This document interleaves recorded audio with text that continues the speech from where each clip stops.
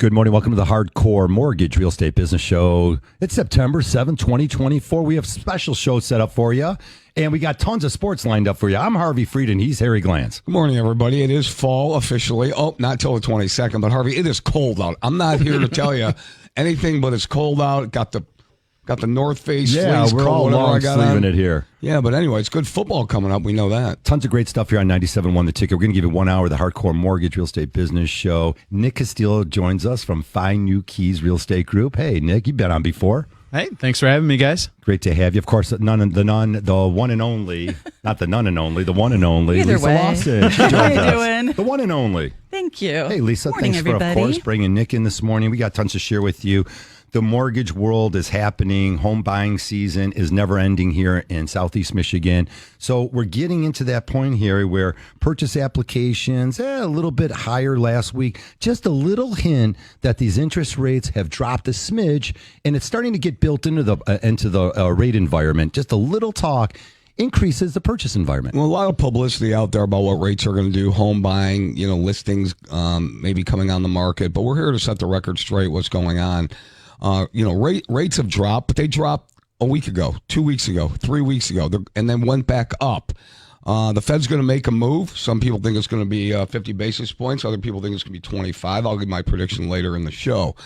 The bottom line is rates always come down slower than they go up. This has been a 2.5-year process, everybody. Rates have gone up significantly in the last 2.5 years. If you think that they're going to go down to where they were before anytime soon, just not going to happen. So what you have to do is you have to stay on your plan. The plan is if you're looking to buy a house, you got to stay on that plan to buy a house. You can't wait because we all know prices are going to go up because there is still a lack of inventory. Supply and demand, that's what happens.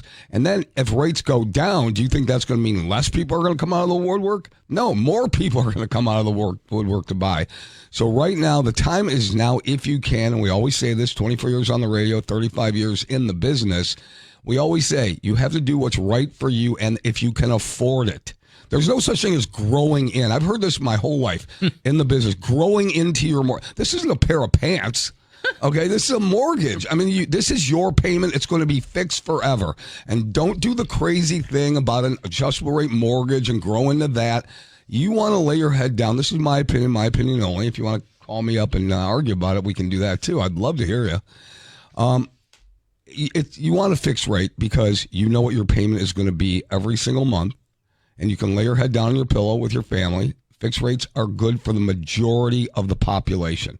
Okay, that's how it works. And that's my take. Came out hot and heavy out of the bullpen, Harvey, throwing 105 like I usually do. I like that, and that's just the way it is. So to recap, that is that there's going to be news coming out whether they're going to cut the Fed funds rate 25 or 50 basis points remains to be seen, the 17th and 18th. We'll see what happens. What's that going to do to other rates like mortgage rates?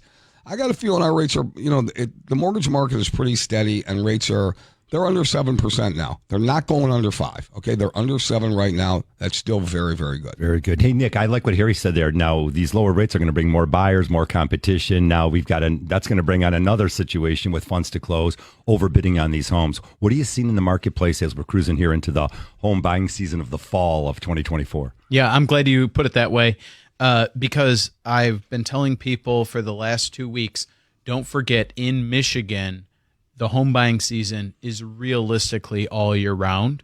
We don't completely stop here in Michigan. We're not like Boise, Idaho, for example, does all of their sales in like a 3-month window, like 85% of their sales. In Michigan, it's all year. So, yeah, we take a little hiatus for about a week and a half when people go back to school, and there's a little hiatus for each of the holidays. But this is still a very good time. There's still homes coming on the market. There's still homes that will be coming on the market as time goes on here. So when you're looking at homes, remember, that's a snapshot. There'll be more next week. There'll be more the week after that.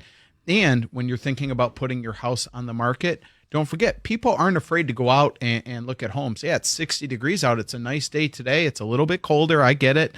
I'm not knocking the fall, but go from 85 to 52. Yeah, that's what we do here. Yeah, and then it's going to be 85 again, and then it's going to be 70. But it's not like you can't trek around in this, and it will be home buying season continuously. Another thing I want to bring up is people think, oh, the school year started, I'm too late to get my kids into the schools. It's not the way it works. If you switch districts, remember, it's like somebody from moving from Texas up here. If you move to a different school district, that school has to accommodate you. It's not like school of choice or anything else. You move in there, they have to accommodate. So remember, those things don't go away because all of a sudden school started. Lisa, purchase applications, I said we're up or starting to move up a little bit, but you never know. We came off a 3-day holiday weekend with Labor Day last week. So the market and where these mortgage rates are going to drop, I mean, there's a lot of moving parts to it. The bond market, geopolitical events, there's an election coming up. We do feel the jobs forecast was big news last week. So we do feel as if the Fed Reserve gives enough hints to give Harry that idea that prediction of maybe a 0.25% Fed funds rate. Again, Fed funds rates don't always correlate to lower mortgage rates. Fed fund rate are short-term lending. So you're talking about things like your car loan or your credit cards or an installment loan. It is not a mortgage rate, although it can influence mortgage rates. It's not always a direct influence. And there's no way to predict mortgage rates. So the reality is if it works for you, the payment works for you, you love the property and you need to move, you should move. You shouldn't be waiting over and over again because you're missing out on other kind of intangibles like appreciation, or the fact that if the rates drop, you can always refinance. We've got programs that make it super easy, called Rate Rebound. So, there's no reason to not pull the trigger. Like Nick said, some people say, oh, my kids, I don't want them to switch school districts. That's not a reason. I mean, if you want to move, you can change school districts. There's all these different rules. So there's a lot of excuses that we hear, and I don't think it's an excuse. It's because they've been misinformed, and we're here to set everybody straight. 248-539-9797. We're definitely going to take your calls all morning long. We always talk about the inflation, the economy conditions, things that affect home ownership. Well, that is it, Harvey. You hit the nail on the head. The key economic factor that influences mortgage interest rates is the inflation rate. Mm-hmm. If inflation seems to be in check, they're going to lower the rate. Now, how quickly? Is it going to be 25 basis points, 50 basis, followed by another 25 or 50 basis point cut, followed by another 25 or 50? This is the way things work. That's how this works. So if inflation comes down rapidly, rates will come down rapidly. If inflation doesn't, then rates won't. That's the economic indicator, everybody. It's really 99% about inflation and then 1% other factors, like Harvey said, geopolitical events, what's going on in the world. But it's really about inflation because that's the key driver. Inflation. What's inflation? Prices go up, right? So if you lower rates in an inflationary state and then people are borrowing more money, that's going to cause more inflation. Yes. So you really have to watch that, and you have to talk to people that really understand it. But understand this. It's only about you, everybody out there, us, about when you can afford it, right? It's about when you can afford it. And speaking of affording it, if rates go down or rates stay the same, guess what happens to your credit cards? They're still there. Mm-hmm. You need to pay them off, right? Keep one open or two, pay them off, and don't run them up again. So we can help with that. But there's all kinds of things when you manage your financial budget. You need a financial checkup. Let's face it. We're here to tell you, help you, show you that you need to get your finances in order, because how are you ever going to buy a house if your finances aren't in order? Yeah, financial literacy and getting your ducks in a row in a house. So we're going to talk a lot about that this morning, pre-approvals and stuff. Nick, you threw it out there. Let's talk about that. You got me excited because I know a lot of buyers haven't found that house. We have so many pre-approved buyers from over the summer. They haven't found that right house. Yep. You got me excited when you said, look, there's going to be more houses on the market next week and the week after. Maybe this time, as things change here, some of our folks might want to move south or vacation down and get out of here for the winter time. Yeah. And now they're getting to the point where they're like, I'm ready. I'm going to put the house on the market now. I'm going to sell when things are top dollar, and I'm going to move elsewhere. Yep. And I'm glad you said that because things are at top dollar. I mean, prices here have been going up. If you look at the price chart, they have not had a decline. We've continued to see price increases year in, year out here. And so, yeah, if you want that top dollar, your place is probably worth more than it was 2 years ago. It might be worth more than you see online on Zillow or something like that. So if you want to know what your home is worth, talk to a professional. If you want to know what a home is going to cost in whatever that market you may be going to, talk to a professional. If you want to know what a current mortgage is going to look like, talk to a professional. Start to get those ducks in a row so that you can make the educated decision to put yourself in position to win. Yeah, the market dictates what it's going to sell for. Right, Lisa and Nick, we talked about this all the 100%. time. If you put a product, whatever the product is, you put it out there and you're not getting any hits on it, then you know your price too high, even in this market especially. You take a look, there are a lot of houses in certain areas on the market that have been sitting. Yeah. And the realtors will tell you, and you'll call them up and they'll say, well, my buyer just doesn't want to lower the price. Well, then the seller's not going to lower the price. Well, the seller's not going to sell a house, okay? Right now. Or anytime soon. But if the market dictates that, I mean, that's just the way it is. I mean, you could try and sell something for $1, but if all the bids are coming in at 95 cents, that's the price. I mean, that's just the way it is. We got tons to share with you here. 1 hour of the Hardcore Mortgage Real Estate Business Show. We'll take your calls, 248-539-9797. Keep it here.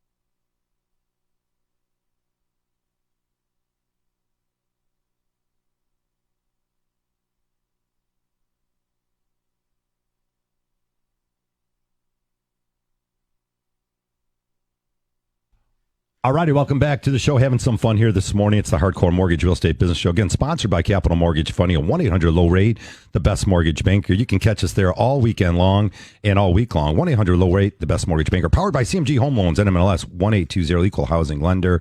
Special guest Nick Casteel, Find New Keys Real Estate Group. Nick, it's always fun to have you on there. You're the regular guy, fun to work with. You guys have a great relationship, you and Lisa, so it's fun to have professionals like you guys. You know what? Tons of sports here on 97.1. Listen to this lineup. Pat and Mark are joining us from 10 to 11. The pregame's going to start for the University of Michigan game. You folks are probably in your cars right now, headed in there, stuck in traffic. A lot of excitement as football season here in Michigan is really kicking off. Again, last week there were some games. Got Lions tomorrow. Lions Sunday night football Lions tomorrow night here on 97. How about the Tigers at 4 o'clock? Still in the hunt here. I know they took one on the chin last night. But I'll tell you this. I don't remember, and all my U of M buddies going to the game today. You guys are in the car. You're doing what you're doing out there. Phil, you're doing the tailgate. Yeah, I know you are. I see you. When was the last time U of M was a 7.5 dog at home? Right on. In the big house. Right. I don't know. I haven't looked it up. I don't know. Somebody call in and tell us when that happened. 2020. If they can pull this one off, 2020. He said 2020. I need a W out so of that's them. the COVID year. Okay, that's the. I mean, come That on. almost right? is like doesn't count. Yeah, come on. Like, yeah, but they got their natty. They're happy. Everything's cool there. But 7.5 point dog at home. Eesh. Right. Sounds like we're talking rates or something here. Yeah, Your mortgage rates. 248. So that's a question. And are rates going to be lower than the Michigan spread? The spread of the game I don't know. today? You never know. Yes. I got to That's pick a good them. way to do it. I got to pick them, right? Nick, a couple of my buddies out there looking for homes and pretty aggressively. And, you know, everyone's got a little different angle in the way we go about making an offer, seeing the house. When a house is on the market for 14 or 21 days, you know, in the olden days, that wasn't a lot, but we got used to it during the pandemic that, you know, houses they were sold before they even hit the MLS sometimes. So is 21 days almost, where's the point where we say, why isn't this house getting enough What showings? are the What do we gotta do? expectations now? What are real? I guess what we have to say. What are the realistic expectations? Because everybody, they freak out if they see a house the first weekend you don't get an offer. So why don't you temper everybody's expectations? What's realistic in this market? Yeah. So average is 33 days right now. Oakland County average days on market is 33 days. So they are moving. By the way, that's historically very fast. That's historically somewhere around half of what we've been seeing in the past 5 years, and then it's about a third of what we saw the past 10 years. So it's historically fast still, but nowhere near what it was when it was the pandemic, and it actually went down to 18 days. And that was average. And what you heard, you don't hear the stories about the house that sat on the market for 4 weeks and then it got exactly what they wanted for their sales price because the seller held out and the buyer really wanted the house. No. Mm-hmm. You hear about the story of the house that went on the market and it had 5 offers Within the first 5 hours. Within the first 5 hours, and I couldn't get it. And I even paid $50,000 more than asking. And I gave them, an appraisal guarantee and all these other things that, you know, if you lost out on a bid, you've heard these terms. If you haven't heard these terms, then you haven't lost out on or you haven't been in a bidding competition. Right. But that's what happens because the inventory level is so low, right? We talked about that. Historically low inventory levels still across the board. And because of that, when the real nice ones come on the market, people are paying a premium for those houses and you're in competition. And when you're in competition, guess what? There's a timeline associated with it. So if you are in competition, you really need those ducks in a row that you were talking about earlier. And if you don't have them, you're not going to get it. But realistically, if a house is on the market for a week, it could be a nice house and it might be worth what it's being asked.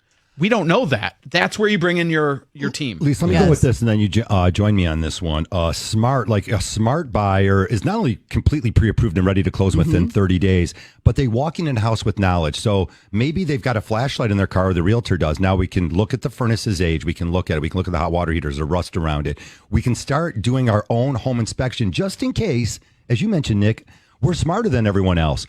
Just in case we need to waive the inspection or do a pass-fail, let's call it a pass-fail inspection. Yeah. We have more knowledge about the house. It's almost as if you go in there as if, like, I'm buying this house.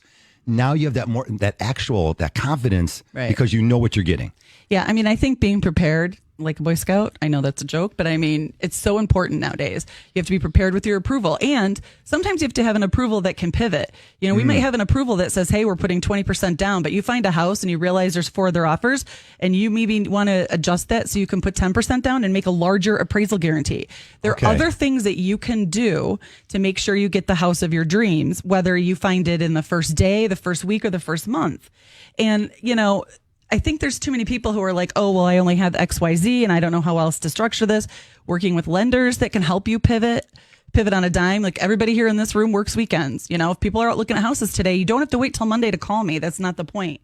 We want you to be able to pivot and be ready and prepared and understand what those numbers mean as a lender. So if we got to change that or adjust it, we're going to go through those numbers and make sure, hey, are you good making this guaranteed? Your payment's going to be higher because your loan amount is going to be, you know, more. And let's walk through this and let's make sure. So there's so many other aspects to home buying. We were talking about occupancy. You know, sometimes it's not how fast you can close, it's how much time I can stay in the home and after the other person has sold it, right? There's so many other little nuances that can make this work, but it's communication. And Lisa, you're really the queen, and working with you for the last 14 years. I mean, you turn over every stone to make sure everything's complete. Yeah. You're talking about organized, you're talking about thought process, and you're also talking about being flexible too. Mm-hmm. You have to have more than one way to look at things. Right? If we're trying to make things work, it's like a jigsaw puzzle. You're trying to put the pieces of the puzzle together. You know, maybe you do the corners first, and then you fill in the inside, if we've all done that, or you do a crossword puzzle, Harvey. You know, crossword puzzles. I see your brain going here. Yeah, that's good. So you have to have a little bit of flexibility and a lot of different options. Yeah, more tools in your toolbox. Right. The more options you have, the more successful you're going to be. Right. And the way you put it together and the way you take a look at it, it's about perspective. And we talked about open up the segment with expectations. Realistic expectations, you know, you have to set yourself up for what's going on again. What's the landscape? If the landscape is hot and heavy and very fluid and fast, you've got to be ready for that. If you could sit back and wait a little bit in terms of negotiating, it's just not like that on every single property. Correct. Every property is unique and every situation is different. Yep. So some people might need a quick close because maybe they had a different property fall apart, right? And they were like, look, we had something under contract and I thought we were going to sell this and now we don't, but I need to sell it because I need this money to buy my next house. Every scenario is different. So that's why communication is imperative between the agents, the lenders, and the agents with each other. Buying and selling agents need to communicate with each other, not just with us as the lender. And Nick, you know, it's so important. Nick, maybe the seller's been in that house for 35 years. They've got a lot of stuff, and it's going to take them 60 days to get out. Right. Yeah. Right? Maybe they don't want immediate occupancy. Maybe every offer, 3 of them came in with immediate, and 1 came in with 60 days. So. Right. Absolutely. And that might be more valuable to them than an extra $10,000. You got a lot of stuff. The closing I had yesterday, those people were like, we're not ready to move. We've lived in this house 40 years and we got a lot of junk. She's like, it's amazing what you accumulate. And we were literally sitting at the closing table saying this. They've decided to go a different route and buy the new house before they sold their house, and they're blessed to do so because they didn't even want to deal with it. But some people don't have that as an option because they need those funds. So you have to talk with people. And I think, you know, a good realtor communicates with everybody. You try to find the expectations for everybody and come up with the best plan that meets everybody's needs. It's not universal though, because this might be the situation on this offer you make for this specific house, but the next house might have a different need and it might be quick. And love that. Yeah. It's so important to have that. Yep. And I know everyone's like, well, it's a lot of talking. Yes, it is. But you can't make a universal assumption that just because this person needed occupancy that the next one does. So you have to have that conversation over and over and over again. And because it's not always black and white, it's emotional too. Absolutely. I mean, don't forget, these people have 40 years of memories. Yeah. Or, you know, hey, their grandkids graduating and they're not leaving until after that happens. Yeah. Mm-hmm. You know, so you need to like break down what's really driving their decision. Mm-hmm. Because it's not always black and white. If it was, it'd be super simple, and you could just plug it into a spreadsheet. But these are people. Yeah. Right. These are people. And stuff happens. You have to be, you know, even though we do everything we can to meet closing dates all the time, sometimes things happen on the seller side. I just recently had someone who had an emergency, and we had to delay closing. Not on my buyer. We were ready to go. But sometimes stuff happens. And, you know, there has to be a little level of compassion and understanding in this. It's a very emotional transaction, right? We got to make sure everybody's good to go. All right. Yep. The average home sales price in the state of Michigan, $276,400 in July of 2024. Those numbers just came in. That's an increase of 6.5%. Home ownership is alive and kicking. Keep it here on 97.1 The Tickets, the Hardcore Mortgage Real Estate Business Show, 248-539-9797. We'll be right back.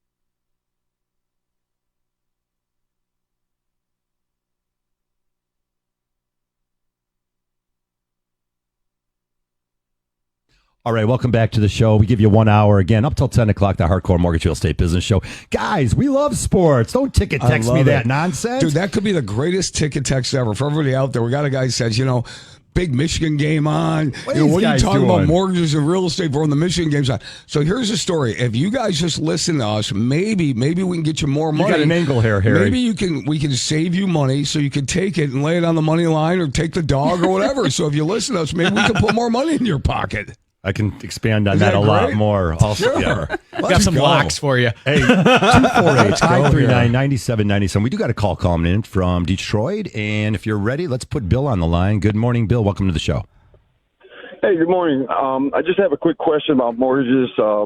My father-in-law passed away, so my wife and his sister, the house in probate, as soon as he comes out, they're going to have it appraised, and my wife and I talked it out. Instead of her taking her half of the house, we're just going to pay my sister-in-law and let my son buy it. So we're looking at somewhere between, we're thinking 110 and 120. Does he have to have a mortgage for $55,000 to $60,000? Well, one thing for sure is this. We love these situations, so we can help you without charging you any money to handle that sort of real estate side of things. If you're interested, again, so it's a for sale by owner between family members.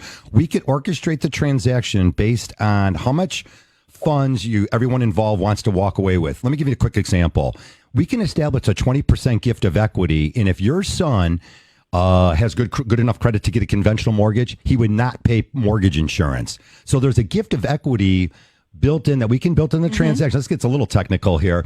We can set up the purchase price and the loan amount to show that he's got 20% equity. Lisa, I don't want to get too technical there, but we can really handle you, Bill. There's a lot. We kind of work it in reverse. So whatever, Yeah. I think you said it was your sister, right? That you're splitting this with, whatever she needs to walk away with. Right. We kind of work the numbers in reverse to make sure there's enough equity within the gift to cover closing costs and down payment, so he can walk away with having no PMI and the lowest payment possible. Well, and the appraisal is going to dictate the fair market value of the house. So you'll establish what the house is worth, which is what I believe you want to do, get a fair market value. Well, it kind of sounds like, are you trying to give them a deal, your son a deal? Yeah.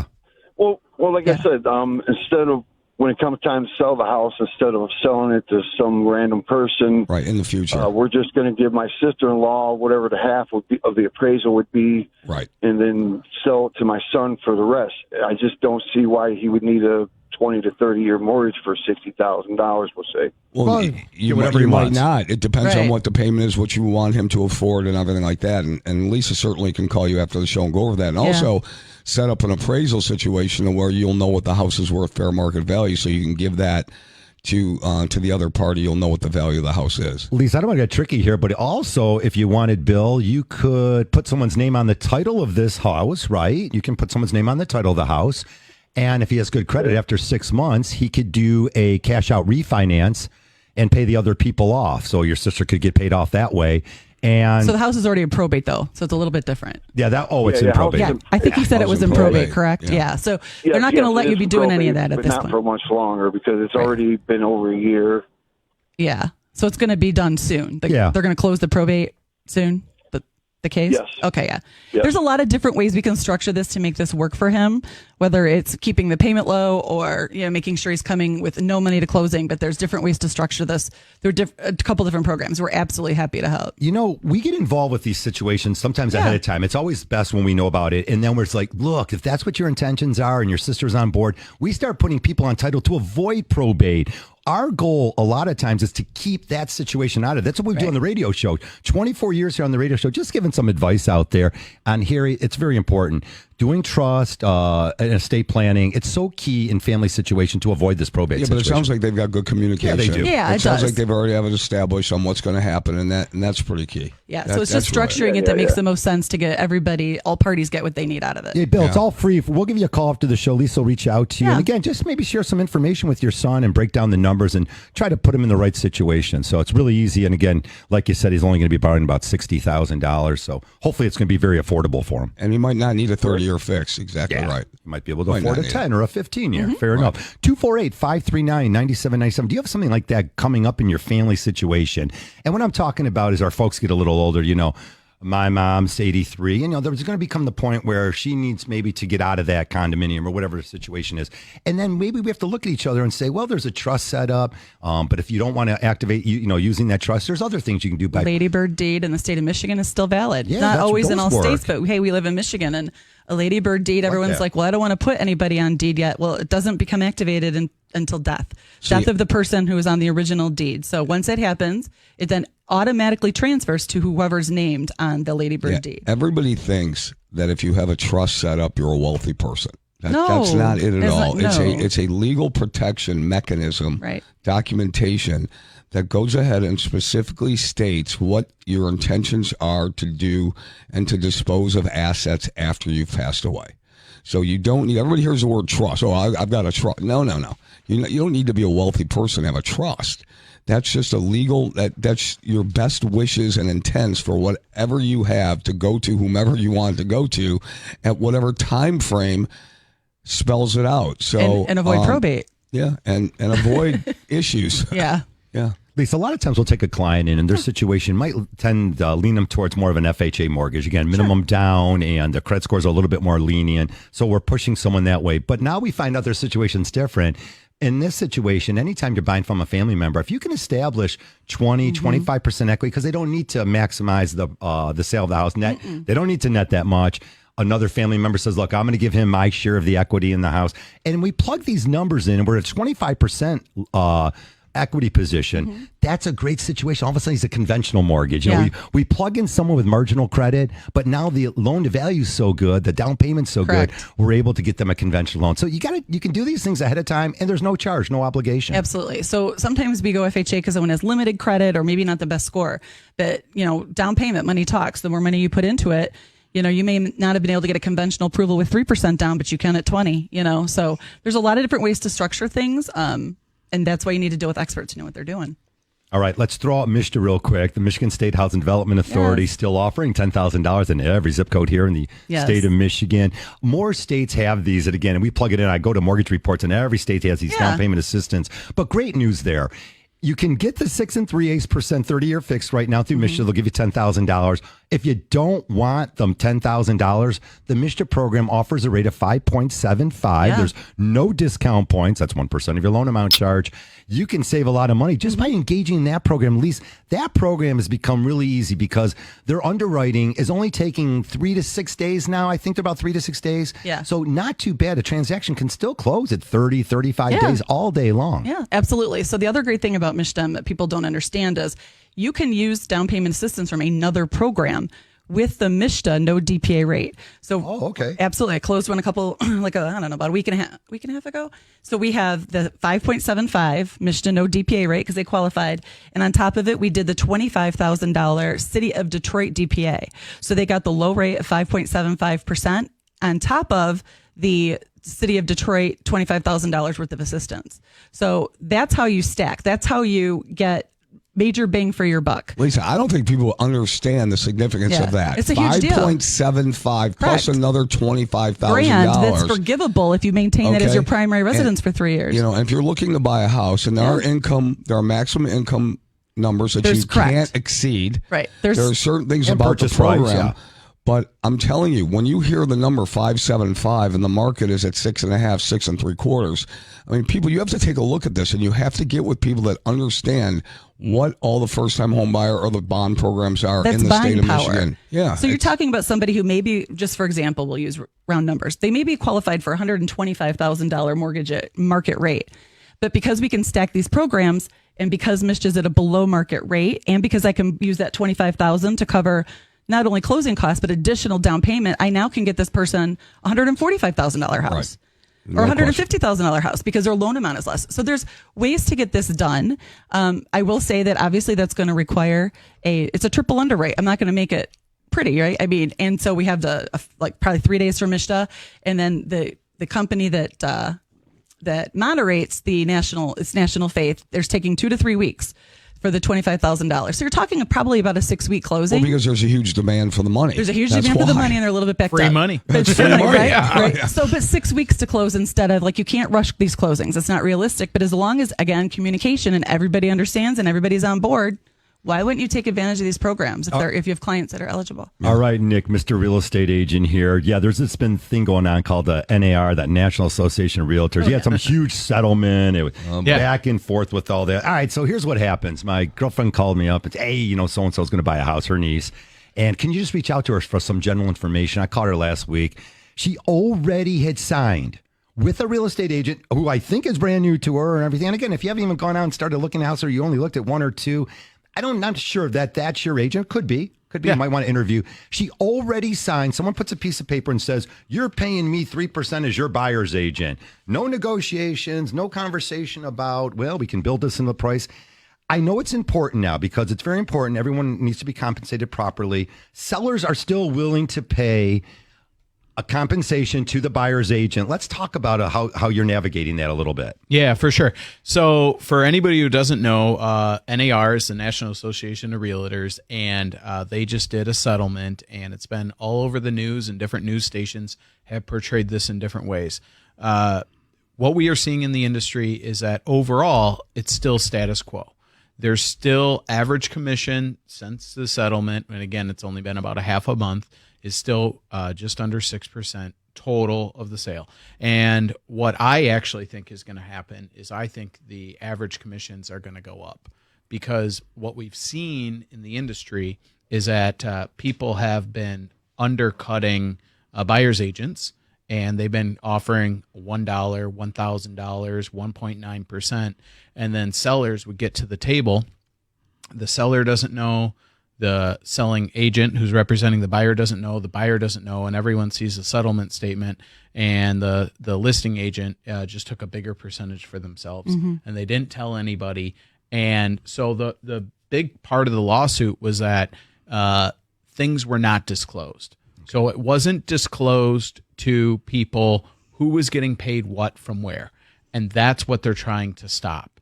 Now, whether or not they're doing it in the right manner, I don't know. And to your point, to circumvent that in the industry, what they're asking everyone to do is to get a signed agreement, which was always supposed to be the case. Correct. If you're working with somebody, you're supposed to Right. have a signed Buyer's agreement. agency agreement. But now Either it's law. side. Either side. Yeah. If you're representing Right. a seller, you're supposed to have an agreement with them. If you're representing a buyer, you're supposed to have an agreement with them. Now they're making people do that, and they're making them certify before they even show a house. Correct. Like when I go online to schedule a showing, I have to certify that I have a signed agreement with them. So the state has also been talking about coming down and actually checking to make sure that those agreements were in place. So they're going to audit companies, and they're going to say, hey, you had these showings, show us, right? And so there it is. And I think ultimately it's going to be negotiable like it always has been. The sellers will still end up paying. We are going to Yeah. come back and continue. I like where you're going with this. All right, everything's sort of status quo, but there's some nuances out there. Oh, yeah. Let's shine some more light on that when Yeah. we come back. Keep it here, 248-539-9790.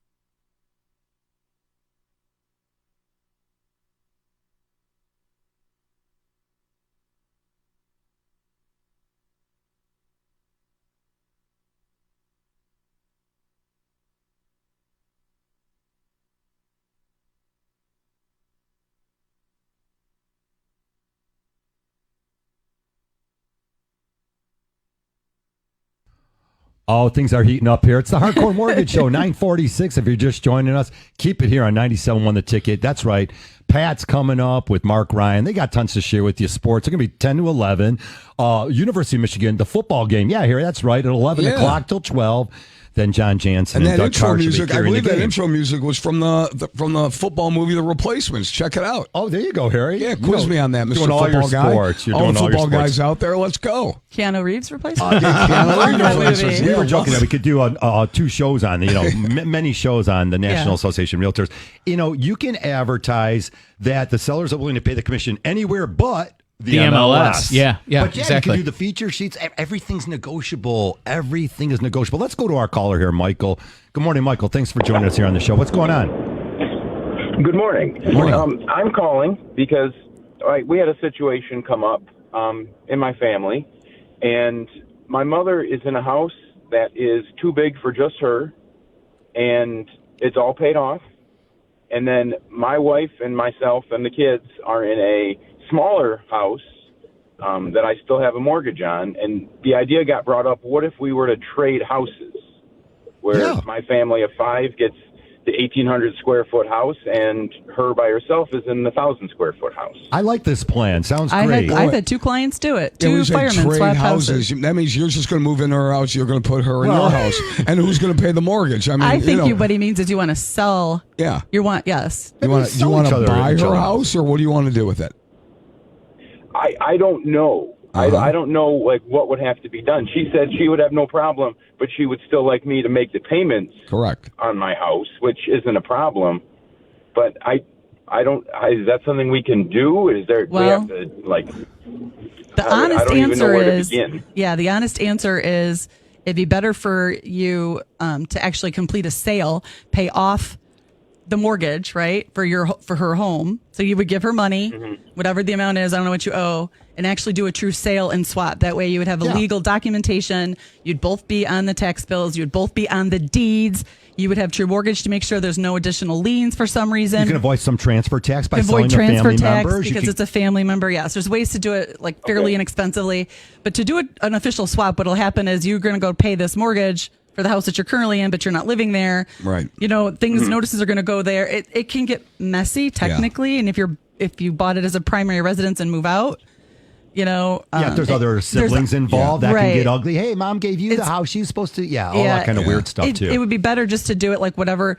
Obviously, if you're not trying to make money, we can help you facilitate this just to kind of break even, but do a true legal swap. So you have ownership of your mom's house. Your mom has no more debt, right? Because you're going to pay off the mortgage through that transaction, and there's just better ways to do that, I think, than just a true quote unquote swap. Yeah, there's definitely a way to do it, and I think that Lisa and I can call you after the show. Yeah. We can walk you through it. We want to hear more about it, but there is a way to do it that I think both of you can benefit, and to, for you to have the right situation for you. There's got to be title situations. Right. There's a lot of things that are going to happen. Well, because if anything ever happened after the fact, like No God question. forbid your mother passes or something, you are going to be in a whole heap of trouble because you don't own that house. Yeah, you got to. It has to be tied up tight, and there's professional ways to do it, and there's the right way to do it. Nick Casteel joins us from Fine New Keys Realty. And again, Nick, I'm sorry that, Nick. A lot of times they don't need the real estate agents now, but they will eventually. Don't worry. You're going to get a deal here eventually. Yeah, no, for sure. What you need to do is list the house with me,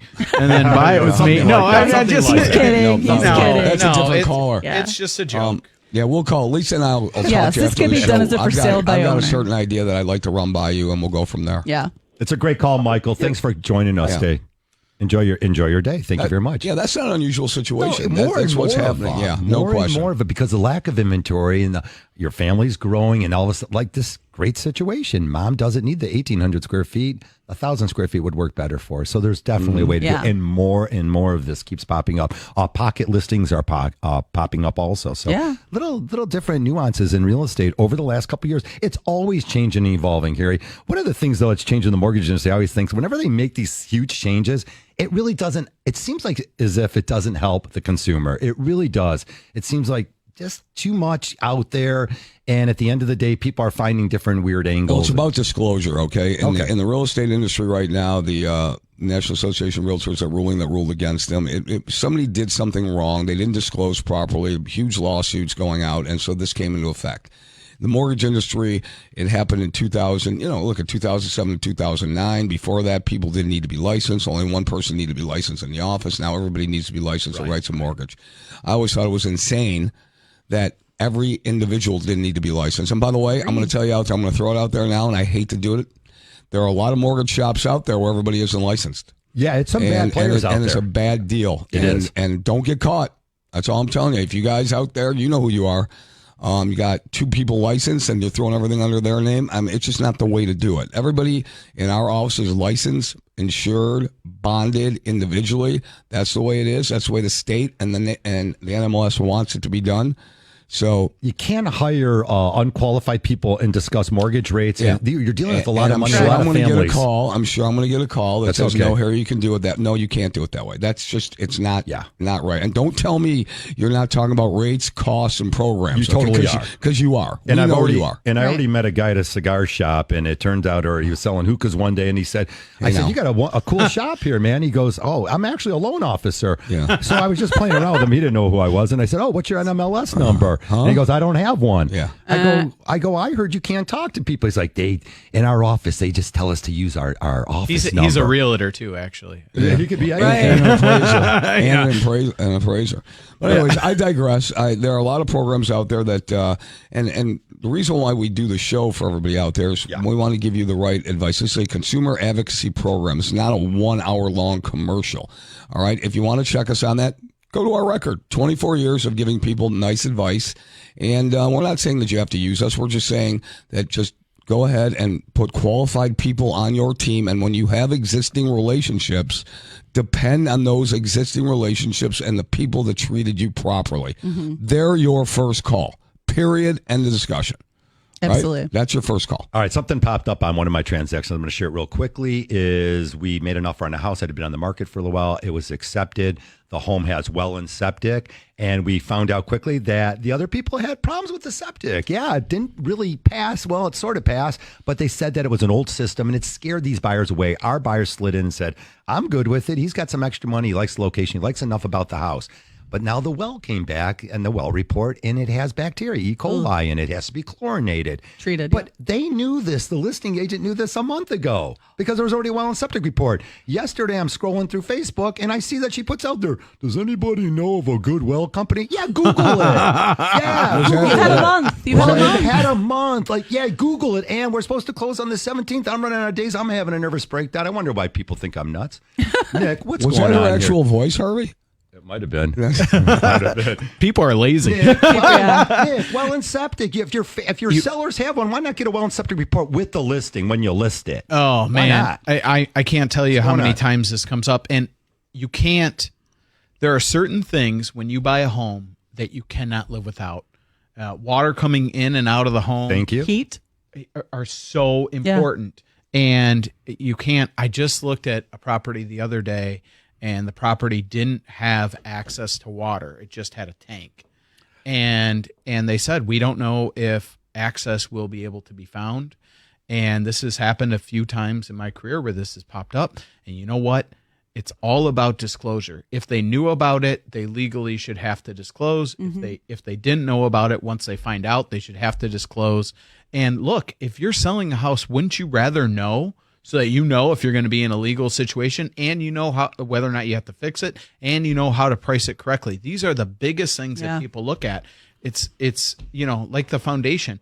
If you can't have water to the house, you're screwed. Yeah. If you can't get rid of the waste, you're screwed. Done. Yeah. It doesn't make any sense. Again, if the home's being used for 4 seasons, it's different than some family who bought a place, where there wasn't accessible and they had the big things outside of the home. It's different, though, if someone's going to use it as their primary residence. Right. If they're only up there for a couple of weeks out of the year, it's different. And that's where you want to be working with somebody who has dealt with this before, right? Where this has came up, not the person, I didn't even know that homes were on septics. Yeah. Over half of America's on septics, right? Yeah. I mean, this is not an uncommon problem. Right. It's very popular here in Michigan. When you're out of the city, you're pretty much on a septic. Yeah. So, I mean, go with somebody who has seen these before. And I can tell you, I actually have had deals that have closed. We have put money aside in escrow at the close of the sale to have it fixed after the After the fact. fact, yep. So do there's a lot of different creative ways things, yes. to Yes. like do this if you understand the process And communicate. All right, the Communicate. great Yes, Nick thank Casteel, you. Find new keys. Nick, we're going to always have you back. And again, good to see you. I haven't seen you in Yeah. a while. Lisa Lawson for Harry Glanz. That's it, folks. That's right. We got sports coming up. Pat, there he is. Here, he's on the on-deck circle, ready to swing it. And Mark Ryan, of course, will be joining you. We got Tiger Baseball at 4, the Michigan games at noon. Keep here at 97.1 Michigan the State ticket. at 3:30. Oh, there you go, Harry. Great. There you go. All right, coming up next. Keep it here. We'll talk to you next week.